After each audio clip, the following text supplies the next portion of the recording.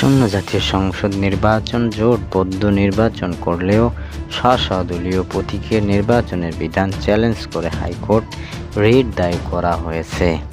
রিটে নির্বাচনে নিবন্ধিত একাধিক দল জোটভুক্ত হলেও ভোট করতে হবে নিজ নিজ দলের প্রতীকে, এমন বিধান যুক্ত করে গণপ্রতিনিধিত্ব আদেশ ও আরপিও বাতিল চাওয়া হয়েছে। বাবি হাজ্জের নেতৃত্বাধীন জাতীয়তাবাদী গণতান্ত্রিক আন্দোলন এনডিএম-এর মহাসচিব মমিনুল ইসলাম এই রিট দায়ের করেন।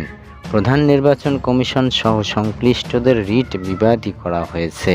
এনডিএম-এর সাংগঠনিক সম্পাদক ব্যারিস্টার শাহিদুল আজম বলেন, আগামী সপ্তাহে বিচারপতি ফাতেমা নজিবের নেতৃত্বাধীন হাইকোর্ট বেঞ্চ রিট আবেদনটির পর শুনানি হতে পারে। জ্যেষ্ঠ আইনজীবী আহসানুল করিম রিটের পক্ষে শুনানি করবেন। এর আগে গত ৩ নভেম্বর নির্বাচনে নিবন্ধিত একাধিক দল জোটভুক্ত হলেও ভোট করতে হবে নিজ নিজ দলের প্রতীকে, এমন বিধান যুক্ত করে গণপ্রতিনিধিত্ব আদেশ আরপিও সংশোধন অধ্যাদেশ জারি করে সরকার। জোট করলে দলীয় প্রতীকে নির্বাচন করার বিধান নিয়ে তখন আপত্তি জানিয়েছিল বিএনপি।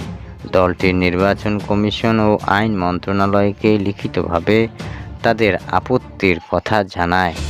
জোটভুক্ত হতে আগ্রহী কিছু ছোট দলের মধ্যেও সরকারের এই সিদ্ধান্তের অস্তিত্ব তৈরি হয়েছিল।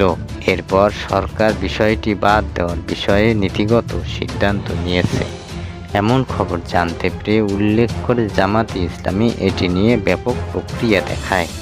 শেষ পর্যন্ত ওই বিধান রেখেই অধ্যাদেশ জারি করা হয়।